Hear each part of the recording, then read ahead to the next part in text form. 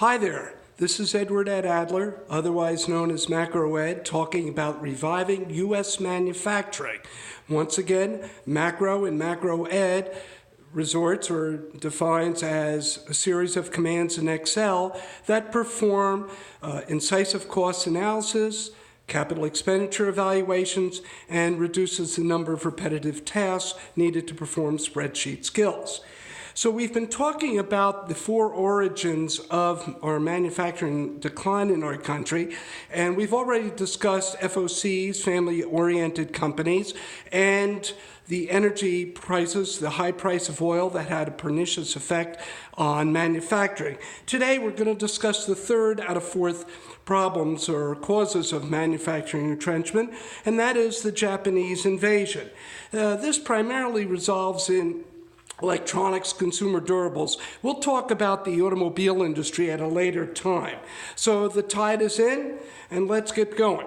We'll backtrack first to the early 1960s, and then President John F. Kennedy implemented the New Frontier program to get a U.S. man on the moon first before any other country.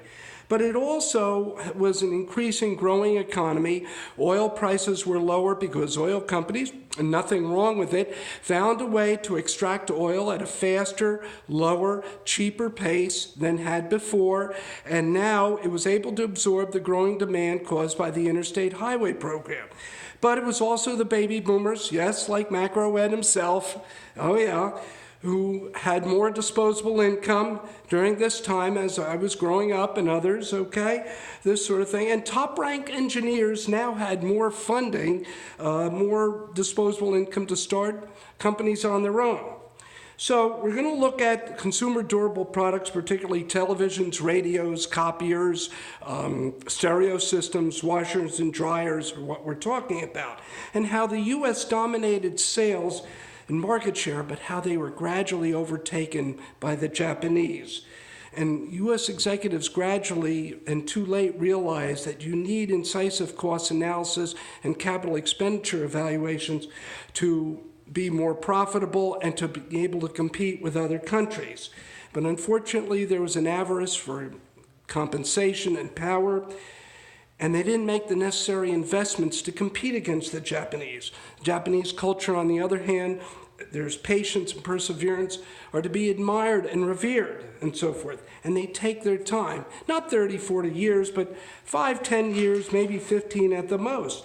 And what happens, we'll see, is U.S. executives gradually yield the low and middle tier product lines of products that eventually the Japanese begin to control and dominate until only the high end has some U.S. manufacturing presence. So, and then they resorted to public relations stunts, so saying their products are well positioned.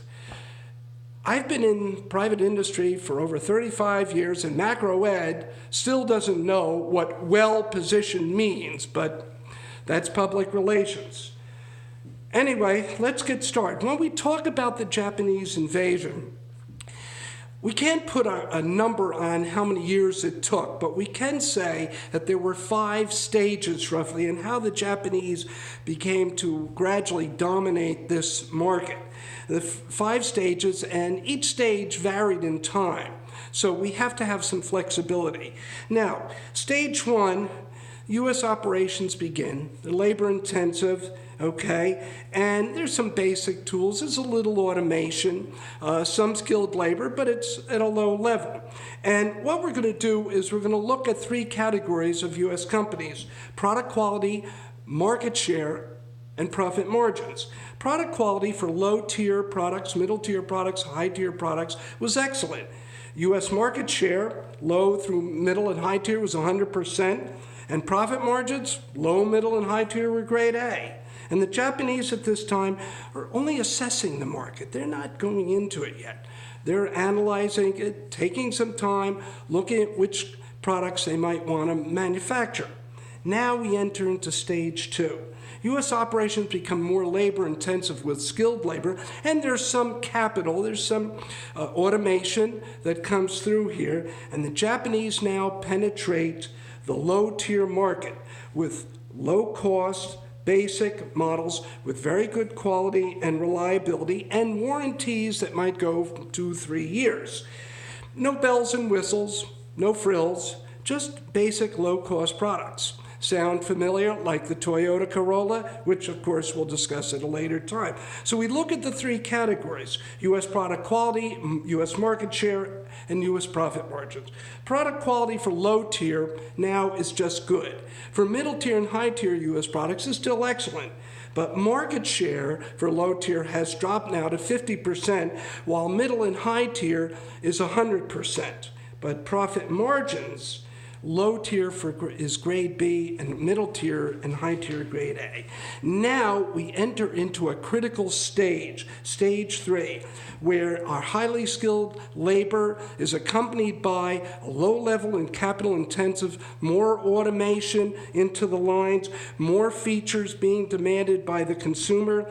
And the Japanese strategy, is to capture the low-tier market, and they do with low cost, again, no frills, no bells and whistles, excellent quality and reliability backed up by extended warranties, 3, 5, 6, 7, maybe even 10 years, depending on the product.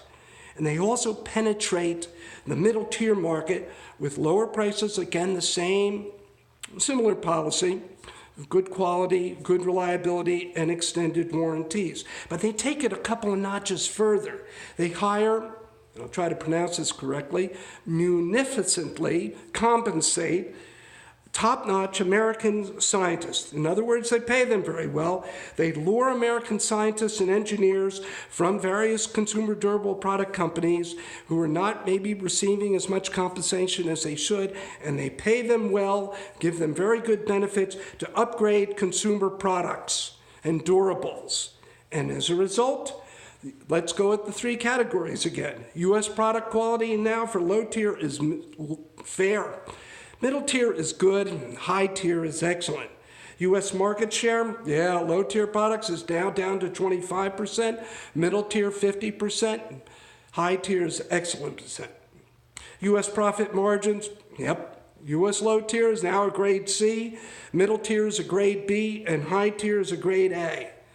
Now we enter the strategic stage of grade 4, where now highly skilled labor supported by a white-collar staff and medium-level capital-intensive machinery and equipment. It's more complex, and it's required to build more features into these products. But the Japanese, by this time, have dominated the low-tier market, dominated the middle-tier market with that same policy of lower prices, higher quality, and more reliable products with extended warranties and excellent quality control. We look at the three categories. U.S. product quality from low and middle tier is now dropped to average. High tier is only excellent. Market share, low tier is now, 10%. Middle tier has dropped precipitously to 25%, and high tier has dropped a little bit at 75%. Profit margins, low tier is now a grade C minus, middle tier a grade B minus, and high tier a grade A minus.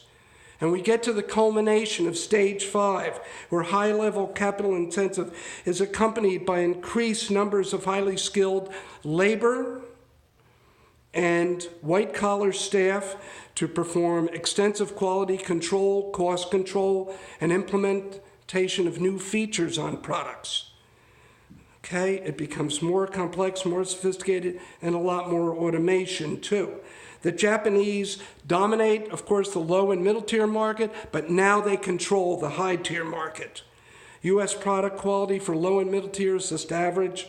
High tier is very good. It holds on, but it's still declined a little bit. Middle tier, market share rather, for low tier is now 5%, middle tier 10%, market share for high tier has dropped precipitously also at 25%.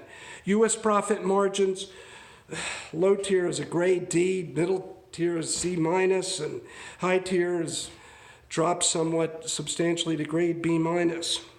So we look at two final outcomes here. We see that American companies depart the low and middle price segments of the product market and simply specialize in the high-end products, the upper scale market. but it's something else that gets even worse and deteriorates the situation. Some American companies are acquired by Japanese companies. Top management, the executives take the money and run. Layoffs ensue, and a number of American manufacturing are shuttered. We stand back and look at the summation of this. Consumer products are complex, durable products. They require periodical revisions and modifications, be highly skilled labor, whether it's on the assembly line or white-collar staff. Products can be very capital intensive, need automation. AI, artificial intelligence, robotics are being gradually implemented at this time. Quality control is imperative. Daily monitoring of costs is also very imperative. And then there was the challenge also in all of these stages of when a company has a special order and the immediate reaction is to stop the regular production and specialize in the high-end, that one special order, because it'll bring in a lot more profits. But there is a cost to that. And it turns out to be a Pyrrhic or costly victory. You may lose customers. You lose profits. Costs increase. Profits decline.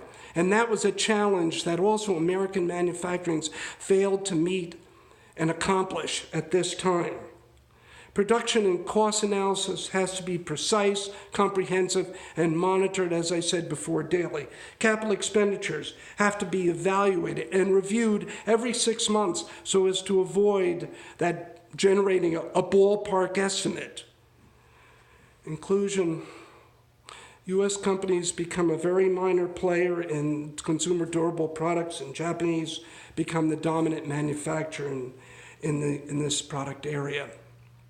So now we have 3 areas that we've covered for our manufacturing retrenchment in our country. Next time, we'll talk about the incompetent financial personnel that also created havoc and created profit losses, and also accompanied by corruption and so forth and inefficiencies.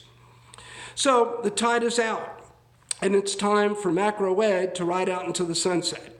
Catch you at the next high tide.